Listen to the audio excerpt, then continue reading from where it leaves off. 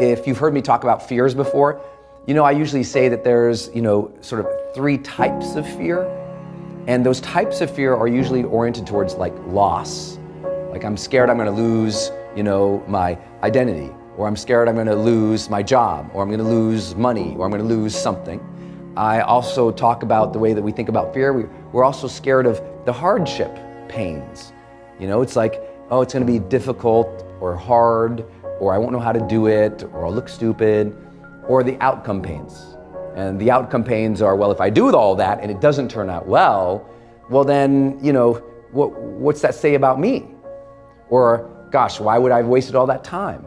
So usually when I think about fear, I kind of think about it in, I guess, sort of 3 time periods. Like before I do the thing, I'm scared if I do that thing, I'm going to lose what I currently have. And then I think about, well, in the process of it, I'm scared I'm going to have some pain, it's going to be hardship, and I'm scared after I do it, it won't turn out well. And I think that's where our minds usually are when we are consciously contemplating fear, right? If we sit down and we think about, okay, I'm going to do this thing, and we're very conscious or aware, we sense that, oh, maybe I'll lose this, maybe that'll be hard, maybe it won't turn out well. But that's really the rationalized fears. I think there are also very impulsive fears that we have that often maybe underlie beneath the surface. The first one, which is the fear of rejection. As a social species, acceptance, validation, belonging is so built into our DNA. Like it's just it's like so important to us that doing anything that would risk us looking like a fool, that would make your family make fun of you, that would make somebody stop loving you or caring for you as much, or doing something where you would truly feel like you are now ostracized by people that you care about or care for, it's terrifying for people. It's funny though, when I sit down with a 40-year-old and we're talking about their life and they're secure at home and they're secure at work and things are going good, so life is good, but they're trying to reach that next level. Sometimes we have to really ask, am I fearing rejection? Is that why I'm not at the next level? Please don't tell me that fear is not an issue in your life, and please don't tell me rejection's not. Because you were scared doing that thing, and this might not have been fully conscious. You were scared doing that fully thing, jumping into that goal, that dream. Somebody might say something to you. They might hate on you on the internet. Your neighbors might look at you funny, if they don't already. You might have had somebody around kind of like you just knew their negativity would increase the more risk that you took, even though you knew those risks were really the next right actions of integrity for you, right? That's what I'm always telling people. It's like, when you're stuck and you don't know what to do, I always say, just take the next right action of integrity for you, whatever that is. Speak up for yourself, take that step, move towards that dream, whatever you got to do, take that next right action of integrity. Well, for a lot of people, that's scary when the spouse isn't going to be supportive, when the boss is going to say no, when the business is secure, but now you're going to try something new that might risk your ROI or your cash flow. It's scary. It's scary. And what we all want so much is to be loved and validated and accepted and belong. And most people don't look at this one. So let's flip it on its head a little bit. Let's flip it on its head. Because we know it's a powerful driver for people, even if they're not fully aware of how much they really are doing. When people read my book, The Motivational Manifesto, they're always like, man, I didn't realize how much I was doing to please other people. Because those who, you might say, well, rejection is not an issue. And I'll go, well, are you a pleaser? Are you a people pleaser? Are you someone who makes a lot of compromises in your life to help other people because you just feel like you need to do that? And they go, yeah. I said, do you ever please other people to the detriment of yourself? They go, yeah. I go, well, then you have rejection issues. If you can't say no, you have rejection issues. If you can't take risks, you have rejection issues. If you're trying to please everybody all the time at the cost of your own health, wealth, joy, confidence in life, you have rejection issues. And so what to do? A couple simple recommendations. Number one, make sure you read at some point of your life the Motivation Manifesto. It will put fire in you to stop being a people pleaser, and it will put you back onto marching the right path for yourself. And it will do it with some language that will absolutely put some fire under your belly. Second, though, let's flip the script a little bit here. If we know that human belonging, acceptance, and love is so important to us, but right now we are focused on a rejection or a concern what they might think if I say yes or no or don't do my thing, then maybe we can flip it and say, oh, well, what would I have to do to gain the next level of love, connection, belonging, or validation in this group of people who I want to serve, who I want to care for, who I want to contribute to? Okay, second big point up here. Oh my gosh, this is a big one. If you didn't take that big risk this year, I bet this one was rubbing on your brains. And you're like, why didn't I do that thing? It's because we fear ruin. Ruin. The fear of complete and utter irreversibility of a negative consequence. That's what it is. It's that fear of just complete irreversibility of a negative consequence. And here's the thing. If you've ever found yourself like, I'm not going to do that because that could ruin us, you're in a ruin mindset versus a learning mindset. I tell people all the time who say, well, Brendon, you don't understand. I'm not scared of ruin. I'm just scared of being disappointed. And I said, no, you're just not into learning yet. You're not scared of disappointment. You're just not into learning yet. Because when you are into learning, now disappointment and ruin aren't even on the table anymore. Because everything is a test. Everything is a data point. Everything is something to learn from. And everything is a jumping off point, not a cliff. And I know a lot of people in the industry of entrepreneurialism or small business owners or people who want to be in that. And they go, and they say, well, Brendon, I'm scared to start my own business because, what do they say? I'll go broke. I'll face financial ruin. And I'm always like, you know what? No one ever hits financial ruin. They really don't. There is no financial can't come back from place because every person can make a new dollar, right? And that new dollar that's one peg up. And another new dollar, another new dollar. And I speak to this not flippantly to you. I went bankrupt in my life. Really. I mean, full-on bankruptcy in the early part of my life. When I first started my first business and I was trying to do teaching and training and online training and workshops, I didn't know what I was doing. Totally went bankrupt. And I never thought, this is forever. Oh my God. I was like, you know what? This sucks.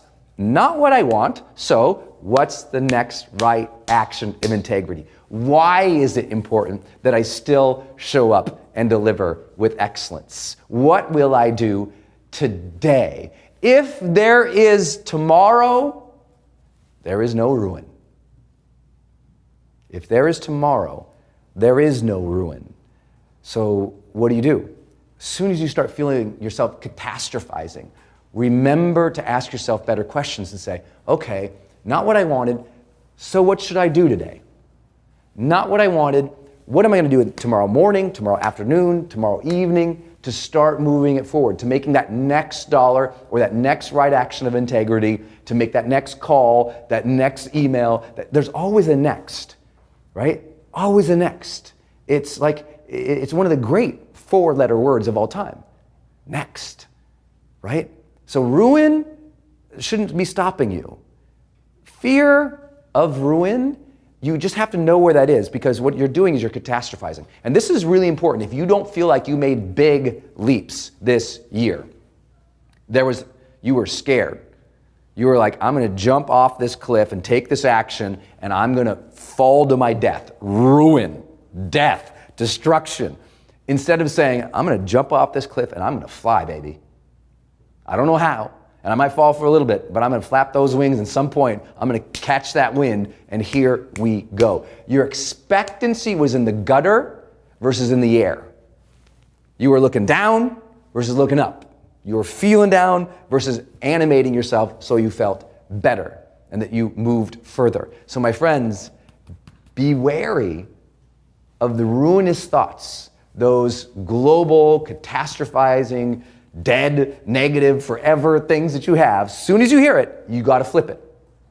As soon as you hear it, you gotta flip it. Third big idea in overcoming our fears is that fear of regret. Fear of regret is such a sort of, I would say, it's like a stake in the ground that you're tied to. You know, when you just, you want to go beyond a boundary, but this fear of regret stops you. Because you don't want to regret taking an action, because if you took an action and you rejected and you were ruinous and then you felt like, I knew I shouldn't have done that, well, how doubly, like, doesn't this make everything else worse? Right? If you fear these things and they happen, now you regret the action, is 10 times worse.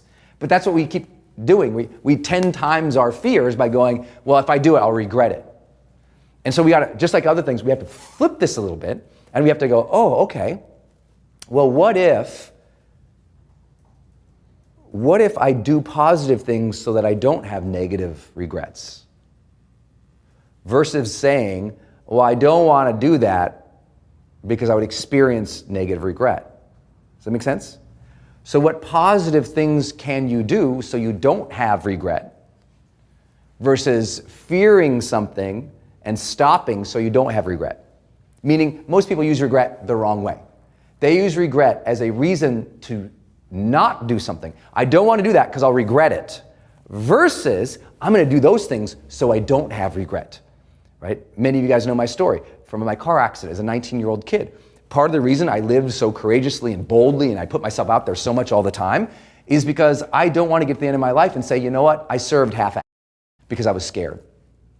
I don't want to get to the end of my life and regret going through so many days not present, going through so many days just going through the motions, going through so many days not engaged with my passions, my enthusiasms, my loves, my people. Like, I don't want to be that guy who's rocking on the rocket chair saying, I wish I woulda, shoulda, coulda at the end of my life. So I take positive daily actions to avoid that type of experience. Does it make sense?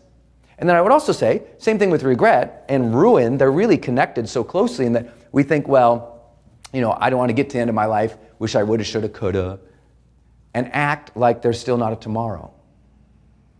The ideal of hope for a better tomorrow is one of the great deconstructors of fear. Because most of our fear is tied to, there's a block there. Like, fear introduces like this black wall in front of us. And we forget on the other side, there's all this open field of freedom. And we just keep thinking, like, our fear like narrows our view so tightly that we forget that there's tomorrow. So people, their regrets are held so close. Like, I don't want to do that because I'll regret that and it'll be irrecoverable. And I'm just like, well, when you have a learning mindset, there's not much regret. Like, just like I don't have a lot of disappointment, I also don't have a lot of regret. Because I was like, oh, I did that, didn't work out, darn it. Okay, shouldn't have done that. Learn, adjust behavior, right? A lot of people who struggle with concerns, and here's a tell.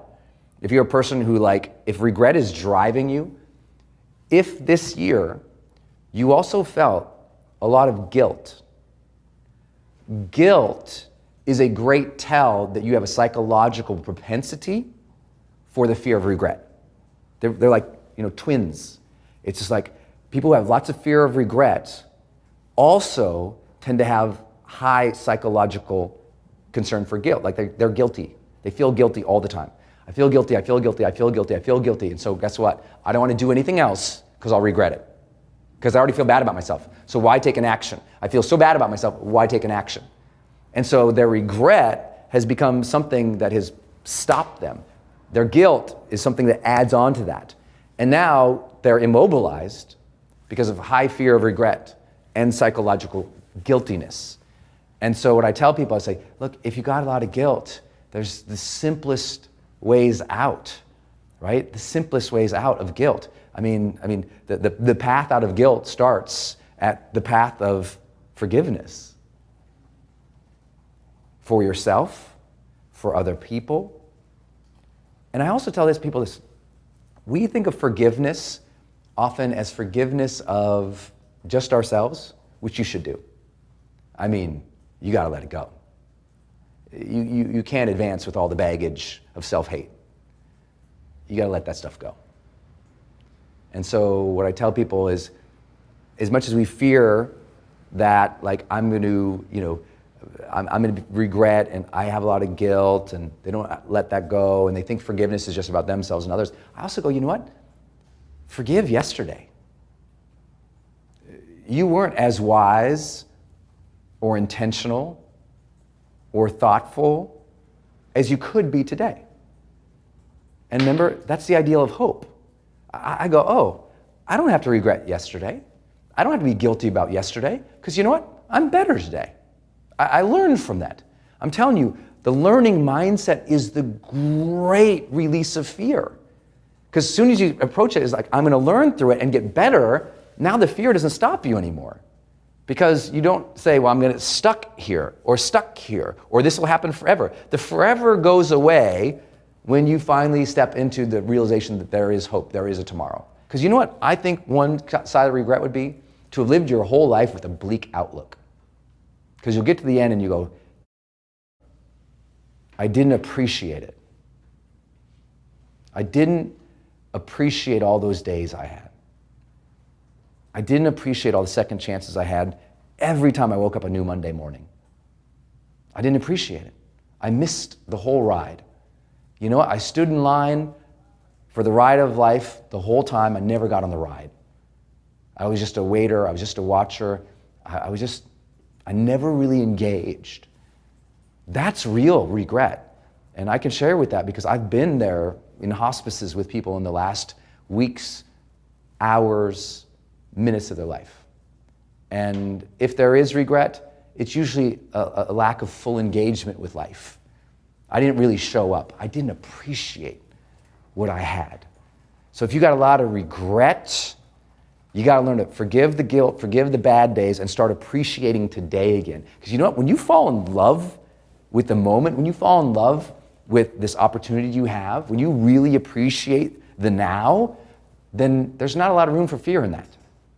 Right? In that deep feeling of appreciation, it's hard for fear to edge itself in.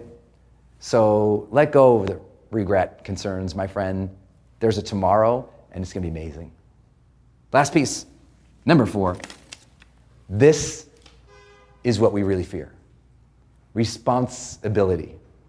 We fear that we are actually very responsible for our lives. It's like that great Marianne Williamson quote you've ever heard, right? The thing we fear so much, she was basically saying, I don't remember the exact quote, but she was basically that, we're not so much afraid that we're inadequate. We're actually fearful of our full power. Because what would that really bring out in us? What would that say if we were fully responsible for the outcomes in our life? What would it say if we had more power than we were actualizing in life? That's scary. People are scared of responsibility. And in very tactical ways. Like if I said to you, hey, I'm going to make you responsible for, let's say you own a small business. And I say, I'm going to make you responsible for 50 more employees and all of their mortgages. A lot of people go, oh my God, right? Total terror to be responsible for other people's lives, right? Or other people's mortgages or other people's whatevers. And so responsibility is scary to people, right? I mean, look at any great personal development teacher. At the base of everything they teach is personal responsibility, or what used to be called self-reliance. That sense of personal power that says, I am in command of my life. Doesn't mean you're in command of everything that happens to you in life, but you are in command of your responses. And what we are scared of is that we won't show up as our best self to deal with those demands. Right? We're scared of taking full responsibility for everything, because what would that say about our lives? But I take full responsibility for everything in my life. It doesn't mean I believe I caused everything. Does that make sense? So law of attraction, people calm down. 1 second. Take a breather. I'm not saying you attracted cancer, babe. I'm not saying you attracted that mean person. I'm not saying you attracted the bankruptcy, right? A lot of that bad teaching early on in the days of the new law of attraction, was just misguided, because there's lots of things that happen to us that are cosmic, chaotic, weird things that we can't explain or will never be able to understand. It's things that we didn't attract, we didn't want to happen. They happen, and it wasn't because you had bad character or you were a negative person or you'd done something bad. Look, bad things happen to good people. If you haven't read it, it's a great book, How Good People Deal with Bad Things. But I would also share with you that ultimately we are responsible for our responses. We are responsible for the people who we become. Maybe you didn't ask for that cancer. You are responsible for how you are going to deal with that. And for those who go, well, that's too flippant to say, I'm like, I just remind you, go back and read some Viktor Frankl, Man's Search for Meaning. He said it best. He said, the last of the human freedoms is the ability to choose one's own attitude. They can take away everything else, but they can't take away how you respond in mind. And when you know that, that gives you great power and responsibility in life. And so when you feel like a victim, this is one of your great fears. You might not call it that. You might not recognize it. And I just go, oh, you're scared of responsibility. I say this to people all the time who say, Brendon, I have a big dream. I go, have you told your family, your friends, the people around you what your big dream is? Well, no. I said, well, you're dealing with this, and you're dealing with this. You're scared that by putting it out there, you won't be able to handle the pressure. You won't be able to handle the demands. That's fear of responsibility. I'm fearful that I won't be able to be able to deal with the stuff. And I'm just like, there's a tomorrow. You can learn. Like, I have extreme personal power because I have hope. I have extreme personal power because I have optimism for tomorrow. I have extreme personal power because I look at the areas of my life on a weekly basis and I say, where have I been stuck? Where am I fearful? What can I do this next week as the next right action of integrity? Everything we've talked about, because here, you flip all of these. Watch what happens in your life, right? You flip rejection to doing the things that will bring greater connection in your life. Watch the quality of your life go up. You stop worrying about what will be ruined, and you start remembering that there's always a tomorrow, and you have hope and optimism, and you just always ask, okay, there's not ruin, what's my next right action of integrity? And you keep moving forward even through the disasters of life. Watch the courage that enters your heart there. Watch the confidence that comes in when you keep moving through the storm. Guess what happens? When regret is free, you let that go, you're gone. You're just not worried about the regret of, if I do this, maybe things will turn out bad. And you said, okay, what would I need to do so I don't experience regret at the end of my life? What positive actions could I take to live a life of my own so I don't have regret? So I'm proud of my life, because pride on the other side of regret feels good. Then responsibility. What would it, instead of saying, well, what if I can't handle it, or what if I'm not responsible? You said, you know what? I'm totally responsible for this. I am able to shape this, guide this, change this, make it better. Now you're really stepping in your personal power. And when you move through these things on just a very tactical weekly basis, you're aware of these fears and you start flipping them. You start flipping them. You start flipping them. You start flipping them. You get in this rhythm, and all of a sudden you say, wow, I feel really courageous in my life. And that's when you start making your greatest contributions. Hey y'all, it's Brendon, and in this episode we're gonna talk about something that came up way more often than I ever imagined after we launched our study of high performers worldwide. And as much as I've taught people how to succeed and taught them to master their mindset, taught them the habits that we know literally lead to long-term success, I cannot believe the number of people who wrote in or asked throughout this year, this last 12 months, like, hey Brendon, like, I know what to do, but I kind of suffer sometimes from imposter syndrome. You know, I feel like I'm going through the motions, but I don't feel like I'm worth it, or I don't feel like I can see myself succeeding like other people did. I feel like I'm faking it sometime. Like, what do you do if you ever deal with imposter syndrome? And amazingly, I love to share with people, that was kind of part of the story that one of the persons who I interviewed for High Performance Habits, which I hope you guys all have, there's a link in this post where you can get a free hardcover copy, that this woman was dealing with, where she felt like she just couldn't really break through, and she knew achievement wasn't her problem, but alignment was her problem. She knew how to get stuff done, but she really wasn't getting stuff done in an alignment with her true character, her true beliefs, her true values, the things that really lit her up and made her happy and succeeding. She kind of felt like she was going through the motions sometimes, or copying other people, and that imposter syndrome also sometimes made her not feel confident enough to put herself out there, because she thought, who am I, or I can't compare with them, or that imposter syndrome really sort of bled into her work, where she felt like, well, you know what, this isn't gonna work for me. I don't really belong here. And so if you ever felt any of that, this is the episode for you. I've got some notes here. I've been thinking about this quite a bit as we head into this time of year, where a lot of people are looking back to this year, last 12 months. And I'd like to ask you, do you feel like you really lived your most authentic, vibrant, true, passionate, productive you?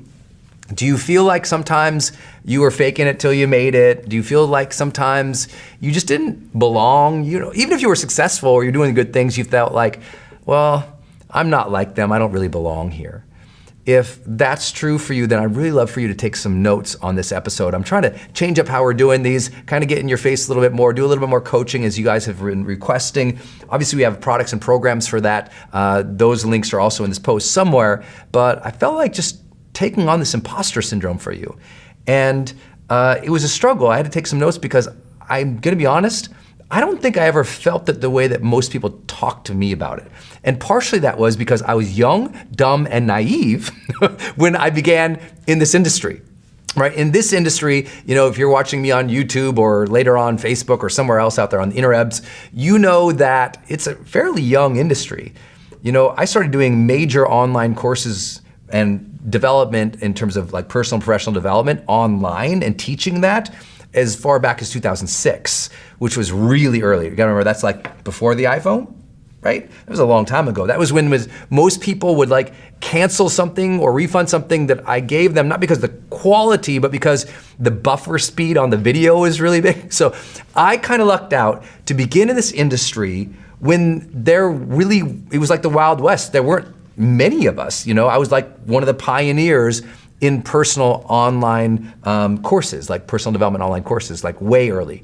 So I didn't enter an industry where there were a lot of super established people outside of there were major authors, there were some major, motivational speakers, there were some people who were doing seminars, but social media wasn't there yet. And this whole world where we have influencers all over Instagram now, like all day long, you can swipe through them. I didn't feel like I was competing with them. So I know that might sound like big-headed to say I didn't feel imposter syndrome, but I just didn't, because I began something that was really fresh. I also had the benefit of being naive enough to just do my own thing without really, at the very beginning, seeking out other role models and mentors. I didn't really, I didn't have a peer set. I started this industry, I started with nothing. I was bankrupt. So I wasn't around other people where I could compare myself all day and ask whether I belonged. I just had this passion, and I was just gonna give everything into this passion and not worry about what other people thought, and not worry even about how I felt. I was just gonna do the hard work, show up, and make it happen. And so that might be part of my message to you today. If you have that imposter syndrome, stop worrying about whether you belong. I always tell millennials, especially a lot of folks who I get to coach at that age, successful entrepreneurs and startup founders in Silicon Valley especially, I tell them, hey, listen, stop asking whether or not you belong and start asking whether or not you're being of service. Part of the imposter syndrome comes from the selfie syndrome.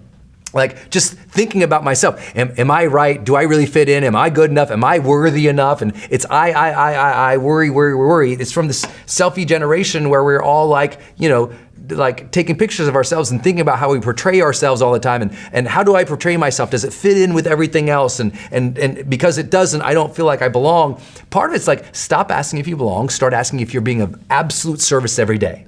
Because if you feel like you're being absolute service every day, you're not gonna worry whether you fit in as much, you're gonna worry whether you're getting the job done, right? You're gonna worry whether or not you're actually contributing value. Because I think one part of the imposter syndrome is that people don't feel like they're adding value, and if they're really honest, they know they're not.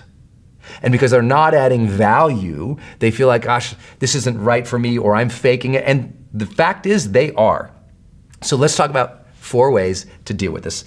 Number 1, if you have the imposter syndrome and it's firing off and you don't feel like you belong, or you feel like you're faking it and you don't deserve it, or you're not worthy, well then job number 1 is stop faking it.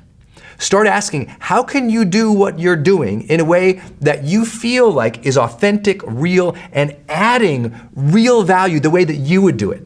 Stop trying to do it the way everyone else is doing, because that's what faking it ultimately is. It's like you're just conforming and you're copying and you're doing what other people like what they're doing, and no wonder you feel like crap. Because if you show up every day and you live like a copy, you're never gonna feel that vibrancy comes from personal freedom, that comes from personal authenticity, that comes from knowing like this day is mine. Because if you live each day as another person, you never get that gift of this day's mine. I got it. This is real for me. And so of course you feel like a fake and a phony, because you're showing up running everybody else's playbook, trying to fit into everybody else's thing. And I'm here to tell you, listen, I know I'm being a little hard sometimes in my videos, but I'm here to, I do that because I'm cheering you on. I know that no matter who you are and where you're watching this or when you're listening to this, I know this about you. You've got like a bottomless level of potential. Like you have the ability to figure things out and live life on your terms and add a level of value into the world that I can't do, that anybody else you follow, watch, they can't do because they're not you. They haven't lived uniquely in your shoes. They haven't studied what you study or observed what you have observed or dealt with everything that you've dealt with or had the same exact aspirations and dreams. There's 7 billion people on the planet. We're all unique. And so you've got to say, okay, if I feel like an imposter here, what would my truth be in this space? What would, if I stepped away and I just, what would be real for me to do? Your job 1 is to stop faking it, stop conforming, stop copying, and say, how would I do this and add a unique value that I'm passionate about? And that helps immediately break some of that imposter syndrome. Number 2, if you feel like you are experiencing imposter syndrome, number 2 is stop avoiding difficulties. What happens is because you don't feel like you belong, or you don't feel like it's real for you, or you don't deserve that level of success, you back off, and your primary strategy is avoidance. You start avoiding those difficult tasks each day that actually give you momentum and progress towards the thing so you can feel it and integrate it and know it is you, right? You're not getting that momentum forward on the things that matter, so you're not getting that identity that says, wow, this is me, I am making this happen. Instead, you're observing it and you're avoiding it. And so as you see people do great things or you avoid the difficult hardships, your psychology starts saying, hey, you're full of crap. You're not even trying. You're not even doing it. You know what? Yeah, you showed up here, but you're just going through the motions and you're not taking on the tough stuff. And here's a weird thing. If you're not getting momentum, you won't have the mindset of authenticity. If you're just kind of kicking tires or dipping your toe in the water, your brain goes, I'm fake. This isn't real. You'll always feel like an imposter if you don't get real momentum. When you get real momentum, your brain goes, hey, this is us. We're doing this. This is real.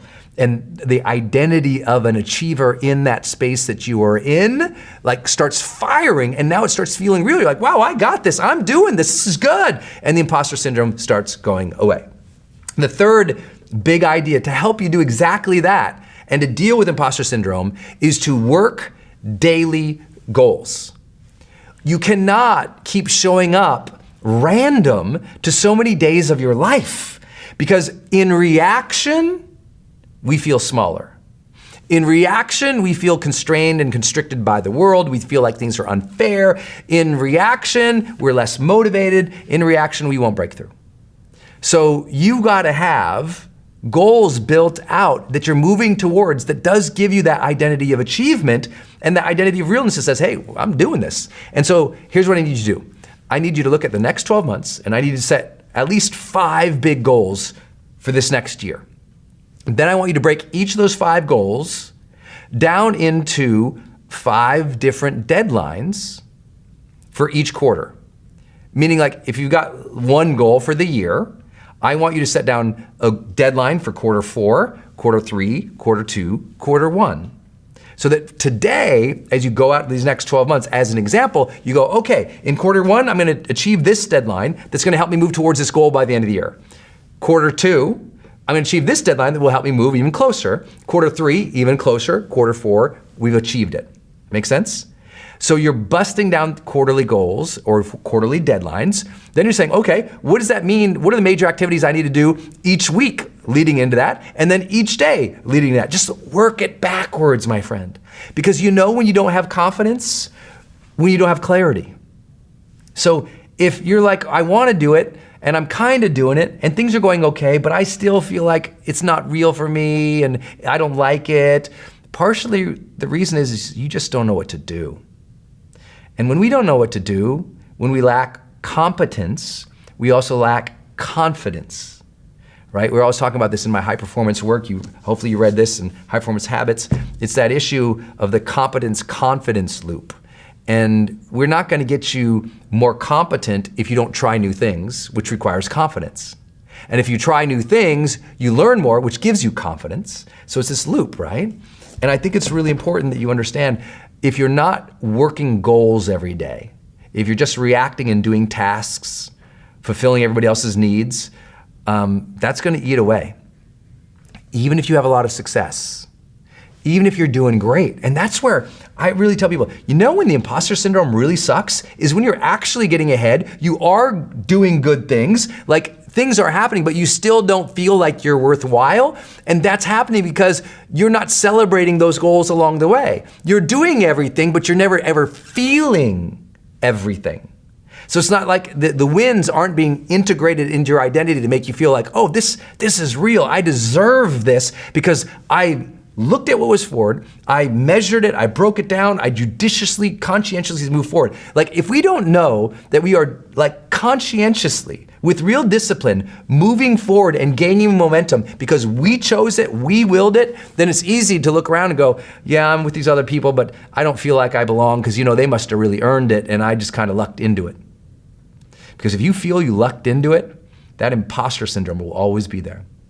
Listen, I feel deeply grateful that I've achieved the level of successes that I've wanted in my life and with my books or my courses or everything else, and I'm still learning, but I can be deeply grateful, but know that I earned this path, that I honored every single struggle, that I architected it out, that I built the strategies, that lots of failings happened and grace opened up and I got, blessings and benefits. Yeah, there's some luck peppered in there too, but also I showed up every single day and I decided what I was gonna do that day.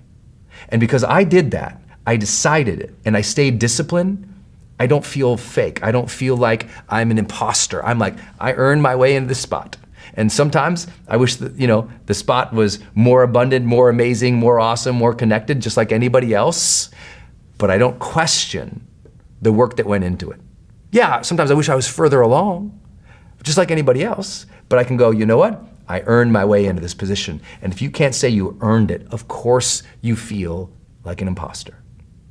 Fourth big idea, and this is really important, it's so simple, to help overcome that feeling of the imposter thing, part of the feeling of the imposter thing is you don't feel the outcome of your work. And so I want you to start visualizing and meditating on the actual outcome of your contributions. So as an example, if you're a new team member of a new company and you're just like, gosh, I don't really belong here, I don't feel like I'm here, I want you to stop.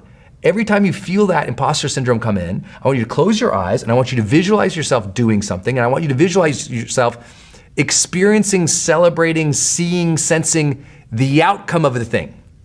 For example, like for me, I began my career writing books and doing seminars. And I remember being with a group of speakers one time, and they had really they'd done a bunch of seminars and they were really along the way, and I'd only done one or two and I didn't do them well. I went broke doing them. I had no idea what I was doing. And I thought, oh my gosh, do I belong with these guys? Like, can I play at their level in the seminar game? And I remember that doubt coming in, and I remember specifically, I talked with a bunch of them, and we were all in this big hotel ballroom. I went over, I got in the hotel elevator, and I closed my eyes and I just said, Brendon, just see it, man.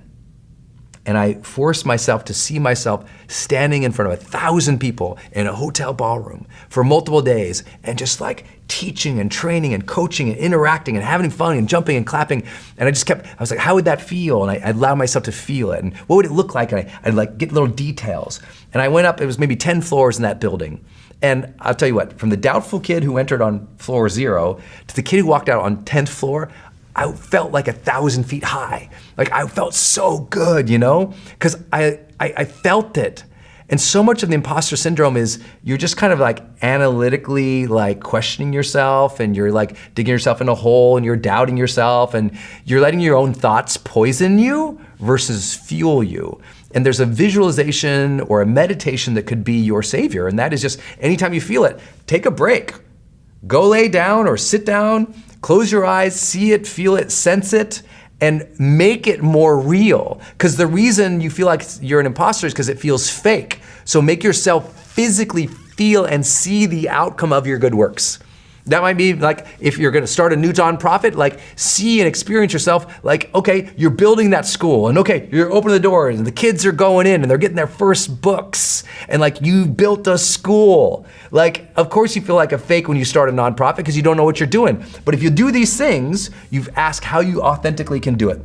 You don't avoid the difficult work, you work daily goals, and you constantly keep visualizing and feeling it, visualizing and feeling it. I promise you, my friend, do these things and you'll stop feeling as much of an imposter, and you'll start getting real momentum. I keep saying it. You are stronger than you think, and the future holds good things for you. So trust in yourself, honor the struggle, get to work, my friends. These next 12 months, they're yours. This can be your day for personal growth. This can be that day you committed to and you remember and you go, that was the day I got myself a community. I got better coaches. I committed to making my life the absolute best that I could. This is that day. Make today your growth day. Click the button on this page and sign up right now.